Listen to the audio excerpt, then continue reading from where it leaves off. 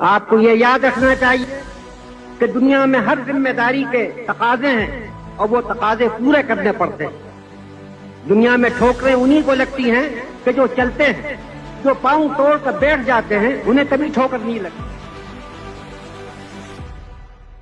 بھارتی تاریخ میں ایک ایسا نام جس نے کم سنی میں اپنی ذہانت و فطانت سے ملک و قوم کو حیران و شرطر کر دیا۔ متضاد حیثیتوں پر مبنی زندگی کے مالک مولانا ابوالکلام آزاد ایک زبردست صحافی، عالی مرتبہ مجتہد، عظیم دانشور، بلند پایہ مفکر، فلسفی اور جنگ آزادی کے عظیم رہنما تھے۔ مولانا ابوالکلام آزاد کی پیدائش 1888 میں مکہ معظمہ میں ہوئی۔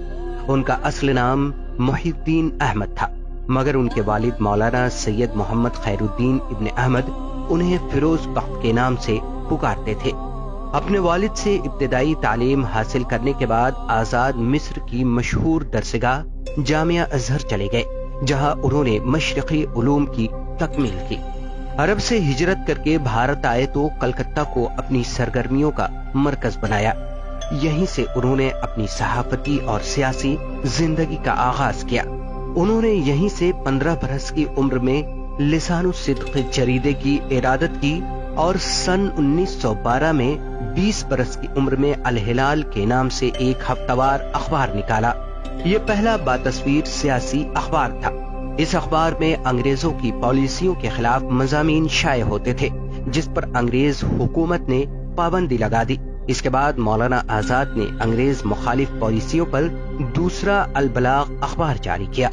مولانا آزاد کا مقصد جہاں انگریزوں کی مخالفت تھا، وہیں قومی ہم آہنگی اور ہندو مسلم اتحاد پر ان کا پورا زور تھا۔ انہوں نے اپنے اخبارات کے ذریعے قومی وطنی جذبات کو بیدار کرنے کی کوشش کی۔ مولانا ابوالکلام آزاد سیاسی محاذ پر بھی سرگرم رہے۔ انہوں نے تحریک عدم تعاون، بھارت چھوڑو اور خلافت تحریک میں بھی حصہ لیا۔ گاندھی جی کی قیادت پر انہیں پورا اعتماد تھا۔ گاندھی کی افکار و نظریات کی تشہیر کے لیے انہوں نے پورے ملک کا دورہ کیا۔ مولانا آزاد ایک اہم قومی لیڈر کی حیثیت سے ابھرے۔ وہ کانگریس پارٹی کے صدر بھی رہے۔ تحریک آزادی کے دوران انہیں جیل کی مشقتیں بھی سہنی پڑی۔ بھارت کی آزادی کے بعد مولانا آزاد ملک کے پہلے وزیر تعلیم بنائے گئے۔ انہوں نے وزیر تعلیم کی حیثیت سے بہت سے اہم کارنامے انجام دیے۔ یونیورسٹی گرانٹ کمیشن اور دیگر تکنیکی، تحقیقی اور ثقافتی ادارے انہی کی دین ہے۔ مولانا آزاد صرف ایک سیاستدان نہیں بلکہ ایک صاحب طرز ادیب، بہترین صحافی اور مفسر بھی تھے۔ انہوں نے شاعری بھی کی، انشائیے بھی لکھے، سائنسی مضامین بھی تحریر کیے، علم و تحقیقی مقالات بھی لکھے، قرآن کی تفسیر بھی لکھی۔ غبار خاطر، تذکرہ، ترجمان القرآن ان کی اہم تصانیف ہیں۔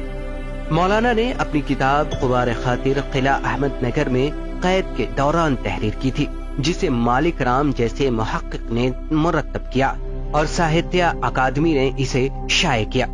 مولانا آزاد اپنے عہد کے خداداد صلاحیتوں کے مالک شخص تھے، جس کا اعتراف پوری علمی دنیا کو ہے، اور اسی ذہانت، لیاقت اور مجموعی خدمات کے اعتراف میں انہیں بھارت رتن سے نوازا گیا تھا۔